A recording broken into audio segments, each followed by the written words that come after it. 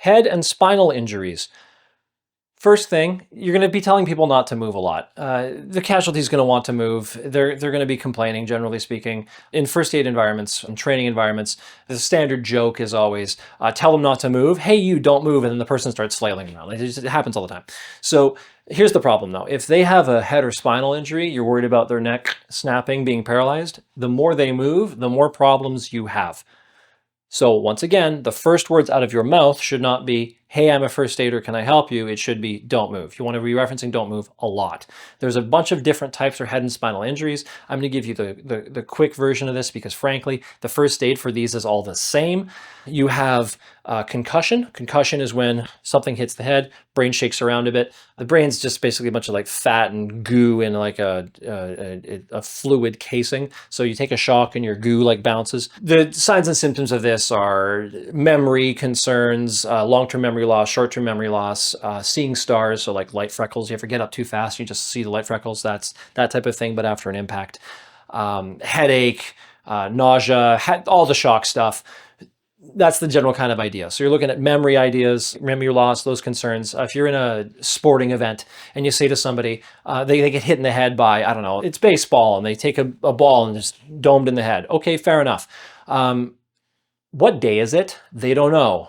Who's playing today? They don't know. Basic questions, heavily concerned about a concussion. Now, frankly, if you took a baseball at pitcher speed or batter speed straight to the head, I'd be worried about a concussion anyways. I would just assume a concussion because that is a serious amount of force, but still, that's the kind of idea. You're asking questions, checking for memory issues is usually one of the first things you do. Okay, that's concussion. Compression. A compression is a concussion that has gotten worse. You also have bleeding from the brain. Brain is swelling.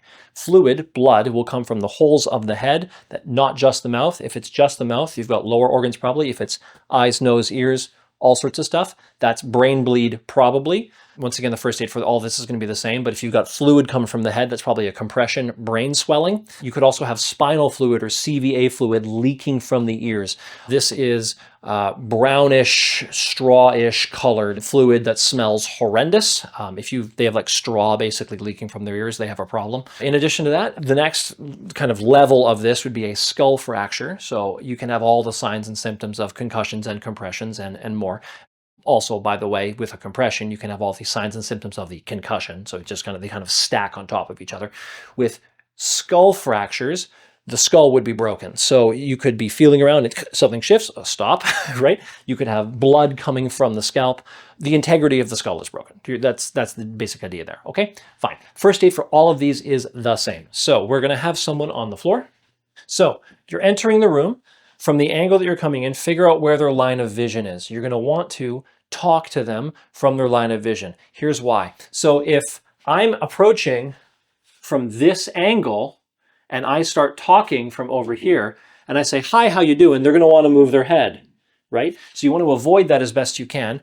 Find out where they're looking and approach from their line of vision. It's going to make it easier not to have them have this impulse of turning their head around. So don't move. I know first aid, I'm here to help. I'm about to ask you a bunch of yes or no questions. Don't nod your head, please. I can help you, yeah? Yeah. Awesome. So we're going to go over here. They just talk to me, so I don't have to check for airway, but their breathing might still be difficult. So, hey, how's your breathing?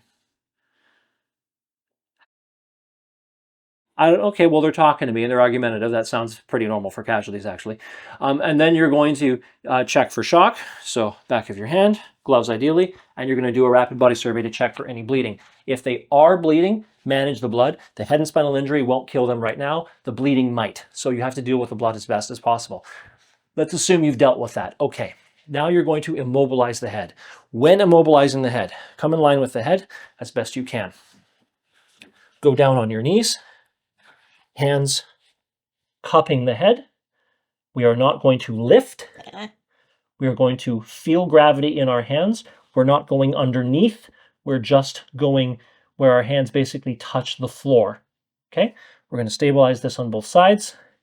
Our elbows are going to be planted on something. They could be planted on our thighs. They could be planted on the ground. I could fully outstretch on the ground and basically lie down and plant them like that. Doesn't really matter as long as your elbows are planted on the ground so that this is all stable, then you're not moving around and you're good to go.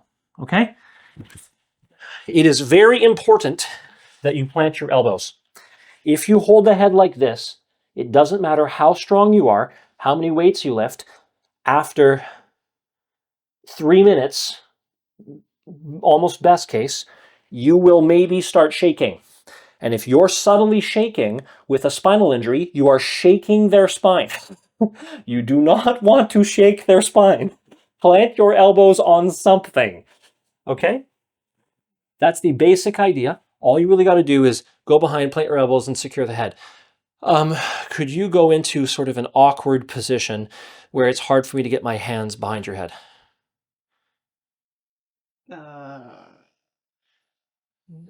Like face your head towards the wall or something, and then like put your arms somewhere and just like head to the side and just make it awkward. Great. This is horrendous. This is obnoxious, but you still need to stabilize and you can't just move stuff out of the way because that moves the spine. Okay. Also, I can't sit here. I can't lie back. I can't go in this. This is a solid wall. So for this reason, I'm going to have to be kind of inventive. In this sort of position, and you just kind of got to make it work, okay? Get your hands, 2 hands somewhere kind of underneath where you can stabilize the head. That's all you got to worry about. And sometimes if they're really wedged in there and you can't get your hands there, you can't stabilize them with your hands. I get it, fair enough. But here I have a wall. I can still get over. I'm going to want to get over here, right? And be able to grab that head without pushing it. And then here, I can probably go down on my thigh and go like that. And my weight is being pressed into this wall. Okay? That's one way I could do this. Potentially, I could go here and I could basically, I could sit. This is a really awkward position. Other version, actually, you know what? We can go here. So I can put my arm here. I can cup the head on knee and go underneath there. And I'm going on this part of the head. Instead of back, I'm going here underneath. And I'm stabilizing like that, okay? It's a bit awkward, but it's very doable. And frankly, this is less uncomfortable than some of the positions where I was on my knees.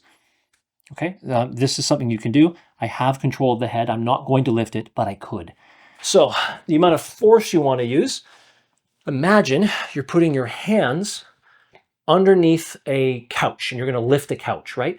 Before you lift the thing, feel the weight of that couch. Don't lift the couch, feel the weight. That sensation of feeling the weight of something, that's what you're doing here. You're feeling the weight of the head without lifting the head. If you do that, you're going to take the force, the tension off of some of these neck muscles and off of some of this potentially damaged tissue. It's going to help them feel better without damaging the spine. Apply force, don't lift, feel the weight, okay? That's the basic idea. Head and spinal injuries.